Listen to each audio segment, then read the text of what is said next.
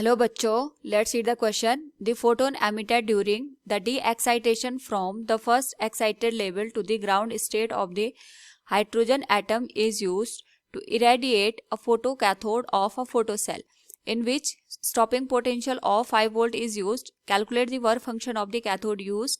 Now to answer this question, first we will discuss here the key concept, and here the key concept will be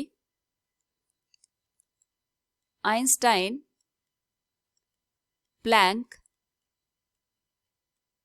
equation of photoelectric effect. तो यहाँ पे अगर हम बात करें Einstein Planck equation की, it states that हमारे पास कोई भी फोटोन होता है, अगर हम उसको किसी मेटल सरफेस पे इंसिडेंट करवाते हैं तो जो फोटोन की एनर्जी है it is used into two part, एक तो वर्क फंक्शन में और दूसरा it is utilised to give the maximum kinetic energy to the electron. Now जो हमारे पास यहाँ पे मैक्सिमम काइनेटिक एनर्जी है इसको हम फाइंड आउट कर सकते हैं by the applying the stopping potential which will be given as E into V naught. V naught is the stopping potential. Stopping potential के बेसिस पे ही हमारे पास यहाँ पे जो इलेक्ट्रॉन है इनकी काइनेटिक एनर्जी डिसाइड होती है।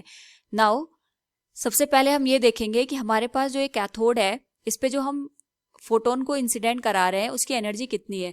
तो यहाँ पे जो डी एक्साइटेशन हो रहा है it is from first excited level to the ground state.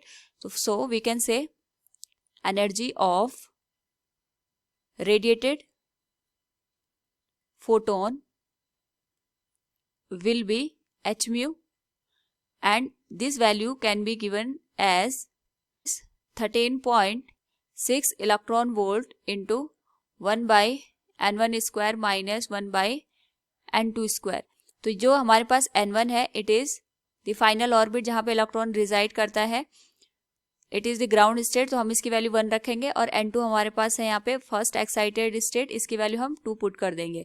तो जो हमारे पास फोटोन की एनर्जी है ये आ जाएगी 13.6 electron volt multiplied with 1/n1 की वैल्यू है 1, इसका स्क्वायर हो जाएगा, माइनस n2 की वैल्यू है 2, 2 का स्क्वायर आ जाएगा।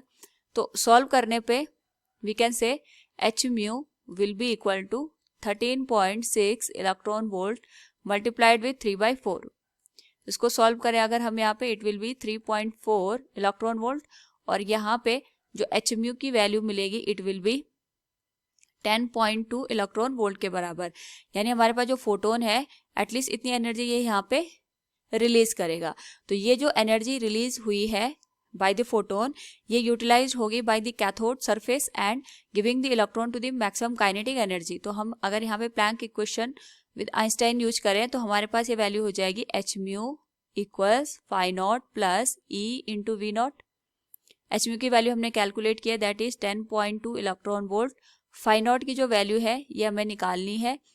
जो स्टॉपिंग पोटेंशियल है it is 5, it will be 5 electron volt. तो जो फाई नॉट की वैल्यू है it will be 10.2 minus 5 electron volt के बराबर।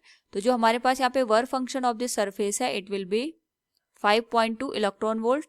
यानी जो हमारे पास कैथोड सरफेस है उसका जो वर्क फंक्शन है उसको एटलीस्ट 5.2 इलेक्ट्रॉन वोल्ट की एनर्जी रिक्वायर्ड होगी to eject the electrons from the surface of a photocell. So from the given question we can say here calculate the work function of the cathode used, it will be 5.2 electron volt. Hope all you understood it. Thank you and best of luck.